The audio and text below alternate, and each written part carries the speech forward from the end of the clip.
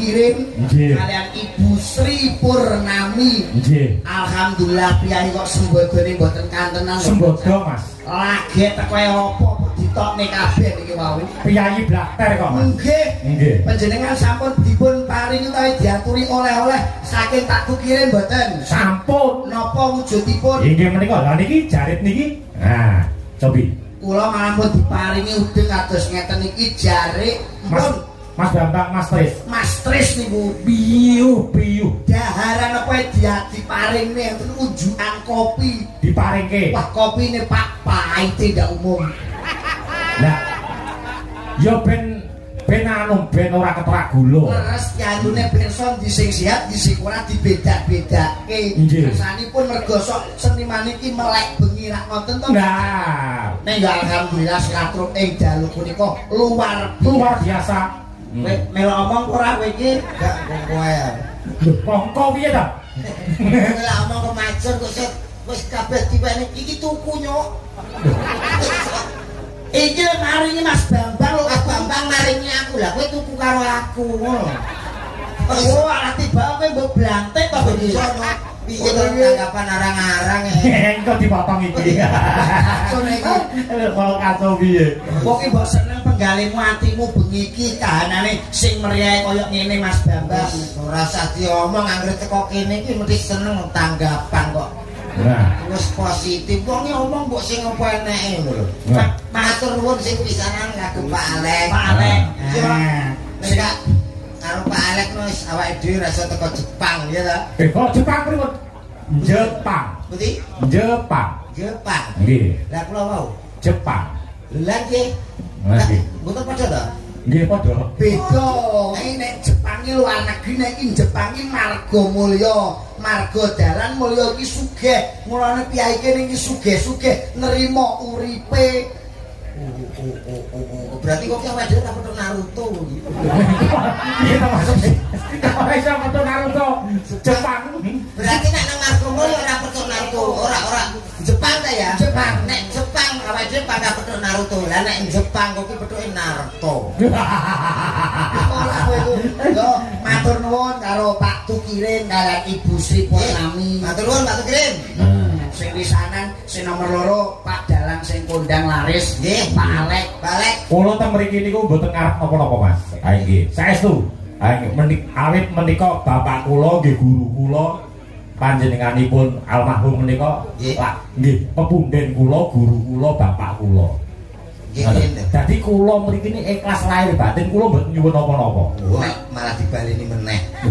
Lah kula mriki gara-gara jenengan lho. Lah jenengan ngendikan kula niki mboten ngarep napa-napa. Lah piye, Bos? Lho. Sesek nek nuwun sewu Mas. Iku ora mumpung rong suwe lho. Sik dikenake. Nggih nuwun sewu. Jenengan niku wau kepengin oleh ganjaran apa pengin oleh cilaka? Ganjaran Pak Deden kok syaratnya wong oleh ganjaran iki nyambut gawe seranane kudu pripun? Ikhlas niati ibadah. Lho, rumakno niku. Sendro niku sedekah ngamal. Lha monggo kalian iki mawon. Kok kali iki lah niki sing ikhlas kula mboten kate ikhlas kok. Kula nek ikhlas ya omong ikhlas nek ora ya ora. Sik mek kene tak urus. Nggih, bro. Mbak Cangik, Mbak Limbuk, seorang seniman iki jangan memikirkan finansial dan hati. Ditanggap iso silaturahmi karo piyai. Wis matur nuwun, matur suwun. Lho ngoten to? Kuwi wis tak apalno kuwi omongane wong lamis. Lho, kok lamis piye? Wis ta kowe mbok teko kene mesti mbok sapa yoga-yoga kuwi wani cit aku mesti arep-arep. Paling gak ganti-ganti bensin lah. Kuwi ganti-ganti bensin. Wong kok kene kok ngekeki 12.000 wong bensin sak liter ya 12.000. Kuwi ora salah jane. Lah kudune. Lah nek ngomong sing apik mosok kok gak ngarep apa-apa iso silaturahmi. Kowe cukup mangan silaturahmi tok. Wong iki butuh sego, mula pertama aja Pak Tukirin tok. Lah sapa? Matur nuwun karo Suminah barang kuwi. Suminah kuwi sapa to, Nek? Lah sing ngedang wong sak ngene biyane iki sapa nek? Saminah. Lah iya, kuwi nek ijen lho. Biasane daerah kene kuwi. Ana ijen. Wong tak wonge wis gak patek gelem adang ngono lha nek umumnya ya Saminah kuwi. Nggih, Bu leres Pak, sing tukang adang mriki Mbak Saminah. Nggih. Kok apa men to nek iki nek? Sepurane. Sembodo tenan iki. Ngomong aja nyobel. Mbak Saminah iki nek tapi nek paling apalmu Mbak Saminah tok. Tukang adang tok. Tukang adang tok jajal nek tukang sayur kene sapa ayo Sing masak. sing masak. Nek biyen sering rene nek Jani mbok nak sing saiki. Jani terus Jatini bareng iki biasa masak kene. Nggih, Bu. Nggih, Bu. Kowe kok kaya dukun to. Alah wong loro iki Jani karo Jatini anggere masak karo rasa-rasan omongane malah cilik lho. Nggih. Kowe wis ngerti bareng. Kan ngomong biasa ya kena. Rasane. Ngerti baru kalau tanggamu lho rentang-renteng kayak padahal siri lho ngene. Dane suarane gede. Ya Jani iki lho. Tapi ning apale tukang masak tok nggih, Pak. Nggih. Saiki nek sing tukang ada beras pira ora? Tukang beras. Apalku yo kuwi tok kowe takon tekan ndi Yo aku berarti ora apal nek Ora apal. Nek sing tuku beras, Ya tunggu beras. mbok cek Yati apa ora dan. Kasih to. Anak Yati karo aku sik. Dulur. Gak. Dulur ngene. Nanti bapak Yati ini karo aku Bapak padha. gak yo wong liya wong. Lah kok ngene to, Mek? Yo gur ngene-ngene tok kantor-kantoran driji ya kan. Alah tapi nek sing tukang wedang, tukang gawe wedang ngarang Tukang jayeng. Ngono pahit kok lho. Yo, Sarinten. Kowe apal aku dek. apa nggih sarinten? Kowe kok apal to, Mek? Yo sepurane. Nek kowe dukun lho, Mek iki, Mek. Iki tak catet gitu.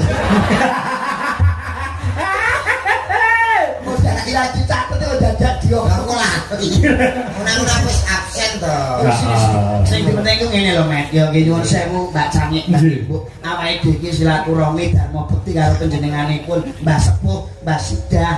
Iki penggemar panjenengan lho, Mas. Dadi nang kene iki nyate silaturahmi ala barokah. Mbah Sidah iki semarku penggemarmu, Mas. Mbah berarti pun sepuh to. Mbah Sepuh ya suane nek gak luput iki 88. Lho, piye? Aku ya anehku yo kuwi penggemarku ki pokoke di atas 70. Aku iki badanku koyo artis-artis ke terus kenal karo cah wedok. Sampai cipeng bareng ya WA-ne yo ndek kabeh. Ini gak penggemar. Sampai tak WA sumbare yo siji.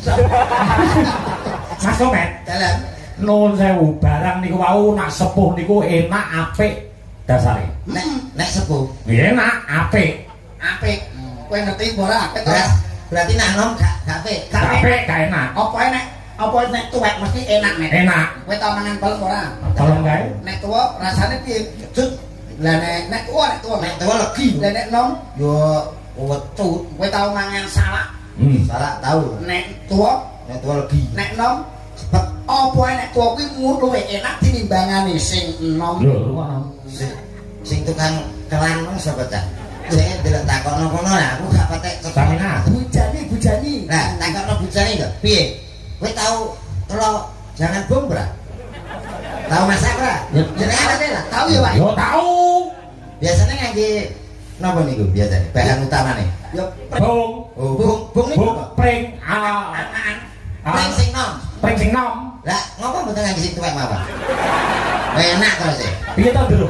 Ora masak galar. Dro. Prayo. Dite prayo ora. Sing ngomong cek dhewe lho. kowe lek kucuk ngeten iki. Nek opo? Tak omongi ya, Met. Apa nek tuwa iki mesti payu larang. Lah ngono. Mas tuwa regane piro? Ah. Larang to. Kayu nek tuwa regane larang. Apa nek tuwa kuwi regane larang. Ngono. Kowe iki lho nek omong otot-otot ora tau survei.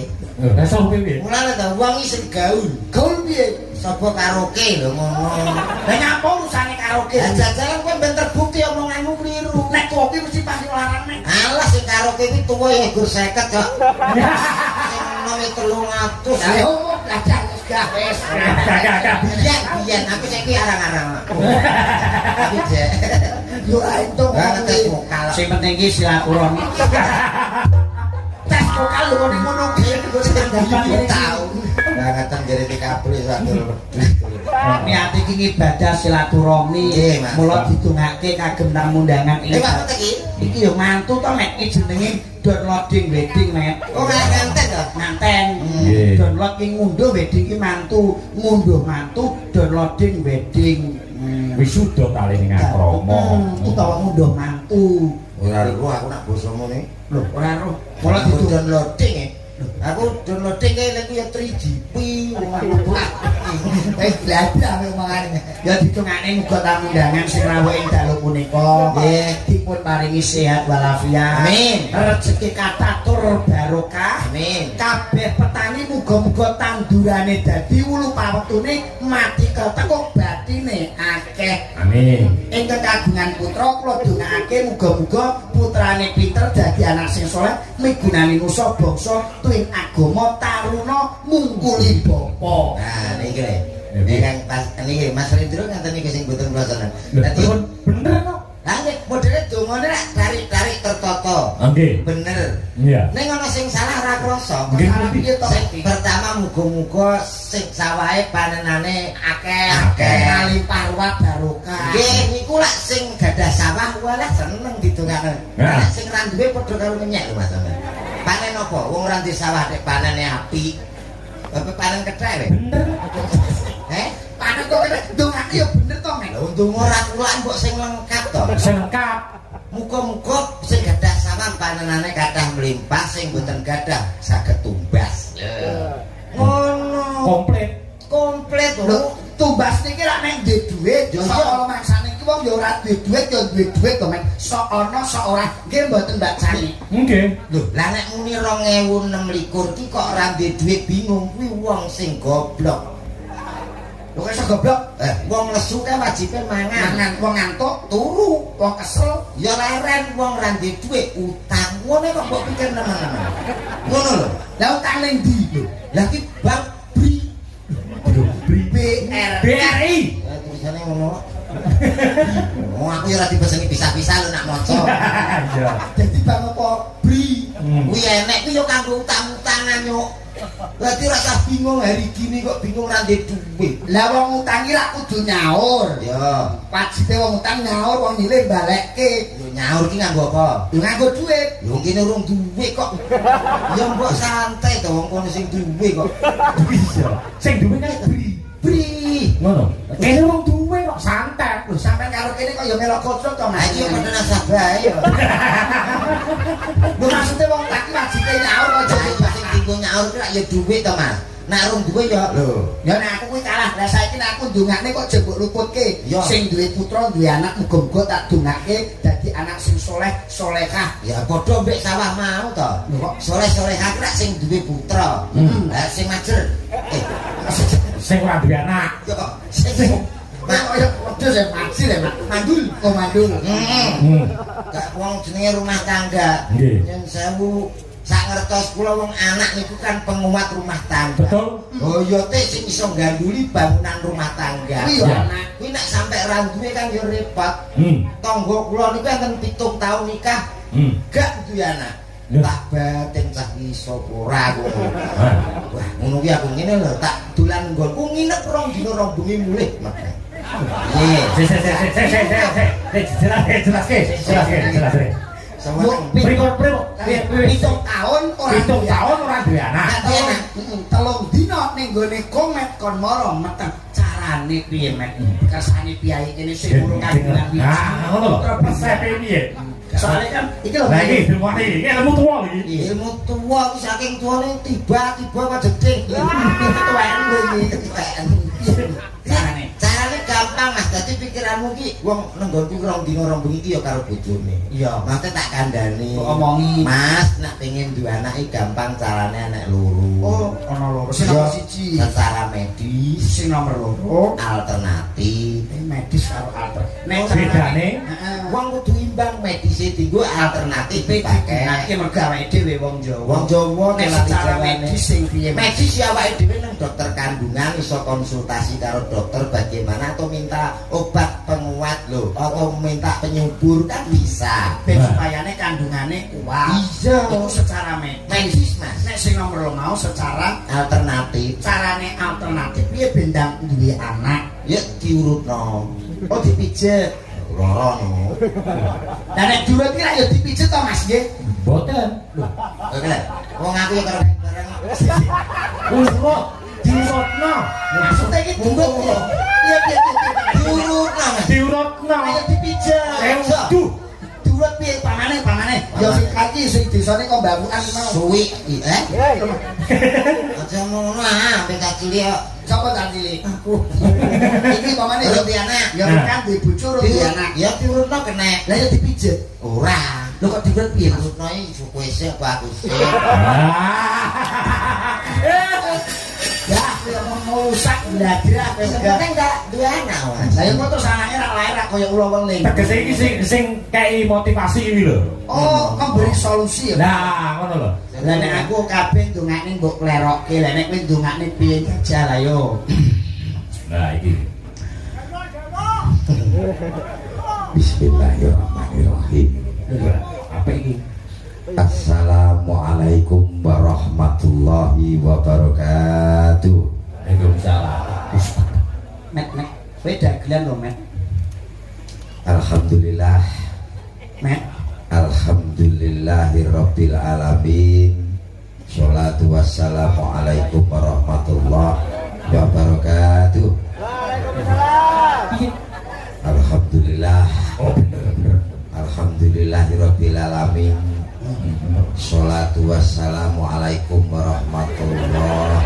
Ampun sengengesan Bapak Ibu. Dadi kula salam dongane jenengan jawab dongane kula. Ngoten nggih. Kula bali assalamualaikum warahmatullahi wabarakatuh. Waalaikumsalam warahmatullahi wabarakatuh. Alhamdulillah. Alhamdulillahirabbil alamin. Sholatu wassalamu alaikum warahmatullahi wabarakatuh. Leh ngomong ki mbok bulan belene ya nyokmu nyok. Ya Tek. Lehmu ngomong dibenerke jajal assalamualaikum warahmatullahi wabarakatuh. Alhamdulillah wujud syukur marang ngersanipun Gusti Allah. Alhamdulillah. Alamin. Sholatu wassalamu alaikum Asholatu wassalamu ala asrofil Ambiya. Nganggo ambiya clok-clok. Ambiya. Padine we irin aku ganteng ta mula iroku kok dongak-dongakne. Alah ganteng apa potong apa cidok kok ganteng lho. Nek sing rasane awake dhewe mlaku rene, monggo yo terus tak seru dulu. Jagone cilik. Kalian remukan niki Awake dhewe kan urung tau untuk MBG, Mek. Weh, yo jaman kae yo. Kan iki dagelan setanting kok ya, Mek. Untukmu kok yo. Ndonga sing bener. Kula dongake muga-muga sedaya ingkang rawuh mugi-mugi sugih Allahumma. Amin. Banter. Kuwi berarti menandakan donga kuwi simpel, jelas, penting. Mek sithik tok kuwi, Mek. Jawa kuwi mau ya budaya kok. Jawa diarapke iki ya iso. Lah ning nek ndongake mung sithik tok kok ya pantes to, Mas. Lho. Ndongake Jawa diarapke ya iso. napa nggih? Takon apa, Mek? Mek ndongakno piye jajal iki mau? Jar coba. Muga-muga sedaya ingkang rawuh tak dongane sugih Allahumma. Amin. Ndongakne ya aja sugih tok. Kula dongake muga-muga warga mriki pinter nggih, Pak nggih. Oh, nggih arang-arang to. Berarti ora patek butuh pinter. Butuh sugih. Butore penting. Lah kuwi wis kabeh Memang ndongane piye? muga-muga sugih Allahumma. Bingung. Kula dongake muga-muga pinter Allahumma. Pak, amin apa? Aku kok nyapa, nek ora butuh nyapa. Ih, sing ora berpengalaman ngeten niki. Lah pripun? Wah, niki wong nek ora berpendidikan ya ngono ki, Mas. Piye? Kuncine wong urip iki kudu pinter.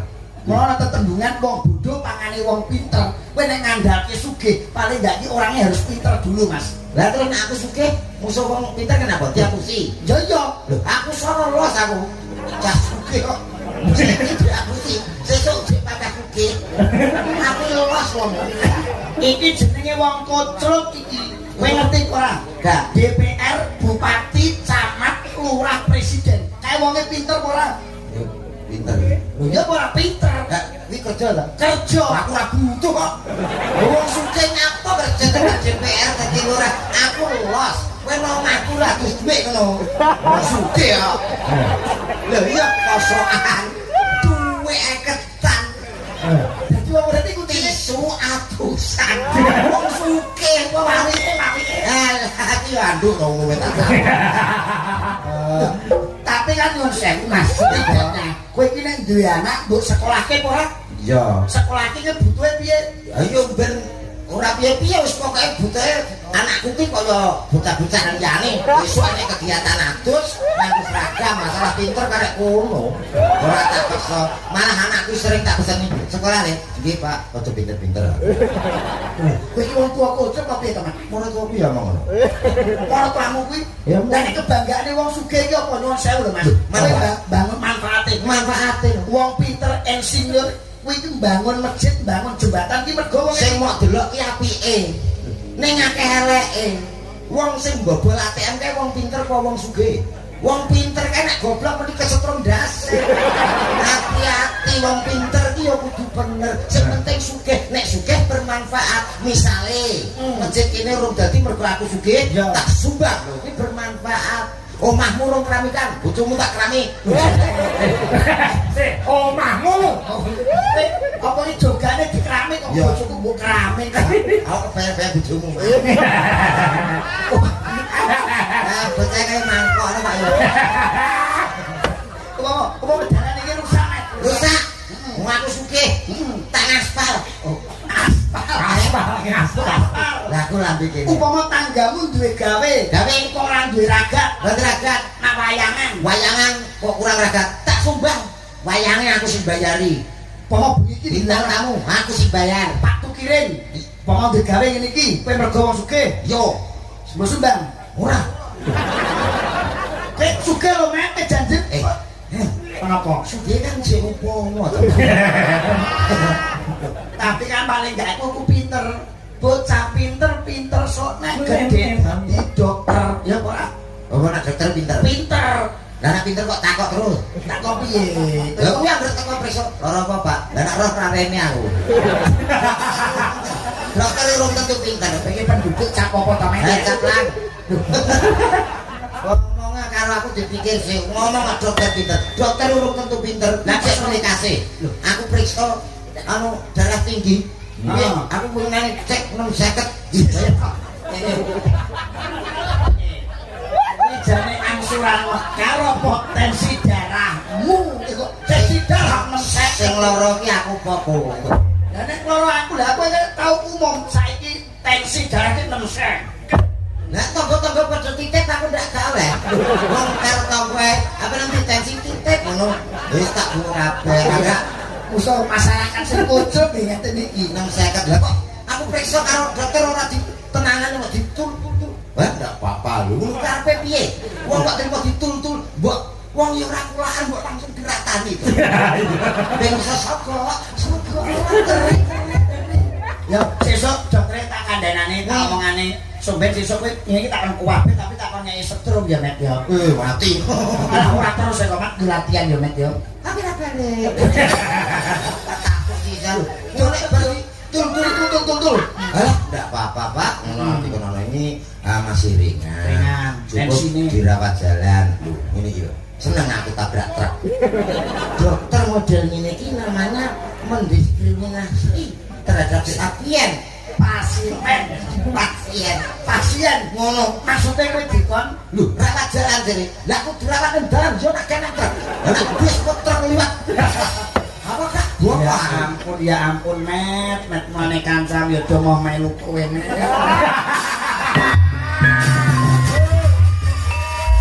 ini enten iso to Mas ya mau kowe lho goblok nemen lho Met lah yo maksudnya tidak seneng Mek karo goblok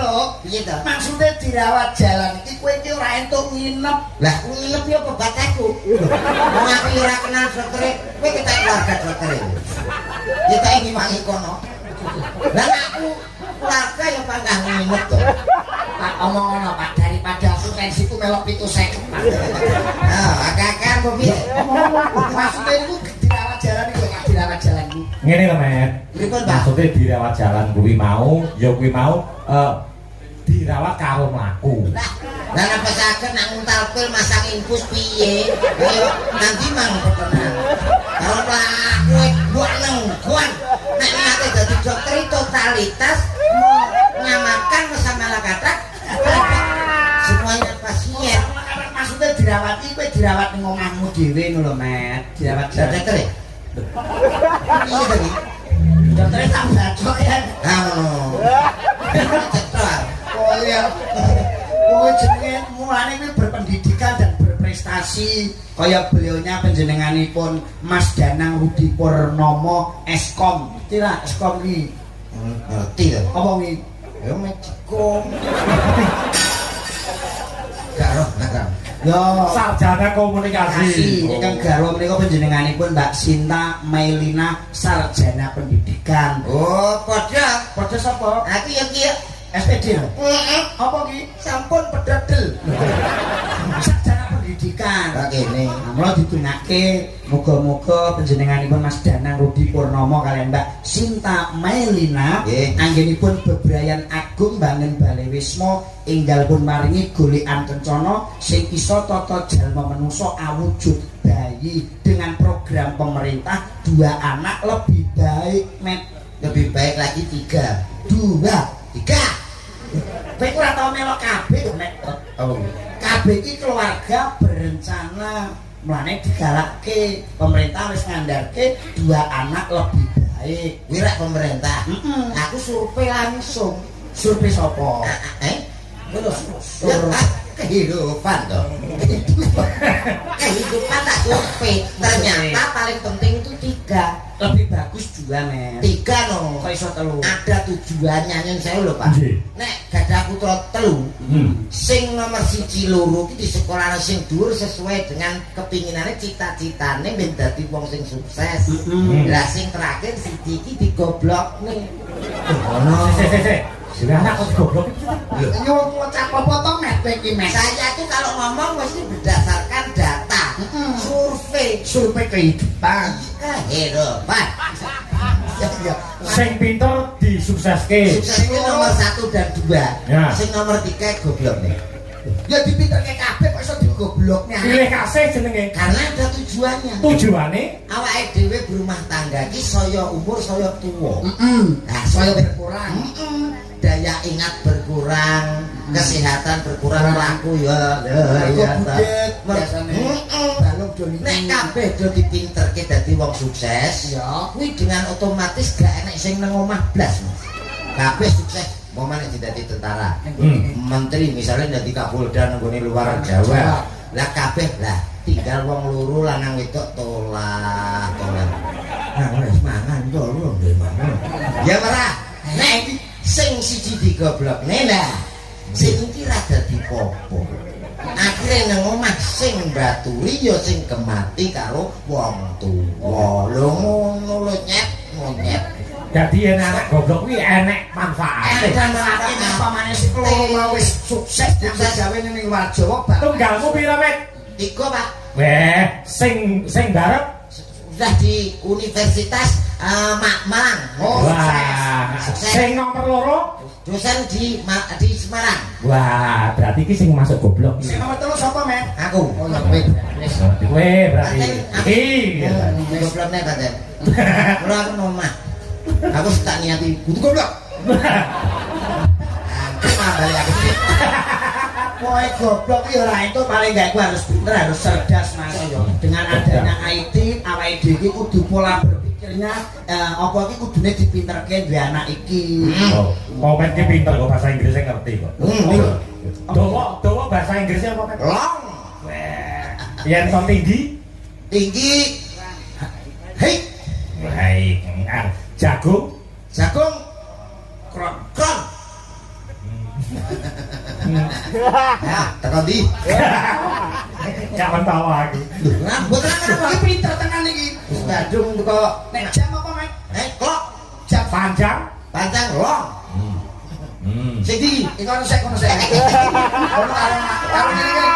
Jagung? Jagung wong bunter. Kono sik. Nah, Kron. ngerti padha Pak niki wong aten ila tuwa ya angel tak kaya niki giyak-giyak waton kecandhek. Iki awake dhewe ngaturi pambagyo mek. Betul. Seneng-seneng mergo pada malam hari ini luar biasa. Wah, niki wau Matur suwun karo Pak Lurah kala wau. Barurang ngelo. Pak sapa asmane? Pak Nur Nur sapa? sampun nyawer jenengan karo aku Ya, matur suwun. Niki badhe layangan benjang, Nak. Oh, ngaten. Nggih, alhamdulillah. kalih meresmikan Waduk pemain anu Karangnongko. Karangnongko. Oh. Dalange Mas Joko Klenteng ya. Iki anu gak yo wong iki kok. Iki ya, Mas. Iki tapi sore lu jam 2 kok teko sik kok kuras. Oh, anu kowe nak Iku nak mboten repot nak dengan repot pagi nak. iki ki dalan kok tukang golek iwak kok tukang nguras waduk itu karo munggut kan ya. Wong dalan lagi. Dalan wis ora Niku jeng napa? Tanggal pinten? Pun tanggale catet disa. Agustus aku oleh paling Malah pun penuh kula, Mas. penuh. Penuh. Penuh kosong lho kok. Agustus kok nggih. Alah pun penuh, Mas. Oh. Mungkin di Pun September. tutup buku pun Di tutup. September biasanya pengetan dari HUT Republik September kae sing diingi tak tolak anu. Dinane apa? Dinane apa? Selasa Pahing, Pak. Lah, kanggo Mas Agus. Alah ngakali ngene iki gampang. Ngono iki wayangane injing. Repot-repot iki berangkat. Dadi batang nguras niku bayangan. Dadi Wayangan kok iso. Ayo kene disiarke. Kene. Iki sindene waras sanget ya. Oke. Ya. Mono kabeh kaya. Ya. Ayo MC-ne Met, niki nuwun sewu Mbak Cangik Mbak. Ya, monggo. Selain beliaunya Mas Komet niku dagelan terlucu, Nggih. beliau juga ngomong anu nak krungu tanggomu. iya. Kok kemaksa. Iki terus suarane jape sok kala kongso nggih MC dandu. Campur sari. Dangdut kuwi kudu duwe ciri khas. Suarane gede, apik. MC Dandu ini gawean lawas kula riyin. Apa itu Met? Iya to. Sarungin dagel ini iki. Sarungin dagel kula. Coba. Oke. Wong ki nak biyen MC lagi ngomong oke ngono tok wong. Kumon lho kumon. Hah? Kumon. Kayu ngantuk. Oke, baik saudaraku semuanya. Ada sederetan artis pesinden kondangnya Jawa Timur Indonesia, Cok. Tak tampilkan satu persatu spesial untuk Anda semuanya. Ada siapa dia? Kakean. MC kudu kayak Kakian iki Met. Sing Saran-saran sithik. Oke, baik saudaraku semuanya. tak panggilkan satu persatu pesinden yang sangat luar biasa. Spesial malam hari ini untuk Anda semuanya tentunya. Ada si cantik. Cuma ketok Lah hamu lho sik sedengan Jare kon cici sedengan Mas. ngomong cuntet rawa ya. Sedengan bae. Oke, baik saudaraku semuanya sudah hadir. Tak panggilkan artis dan presidennya yang sangat luar biasa. Ada siapa dia? Artis kelahiran. Karena lombok Met Aku kira gini. sebut cerita iki ora garing kok. Ayo serius. Ora mau kipas. Tak open nek. Yo, Apa kowe? Ini boronganku lho. Borongan iki lho silaturahmi jare Padawan. Hah? Coba diantem dia remuk. Remuk. Sinten? Monggo Bang Mile. Kula milih. Yo pilih di MC ini sik.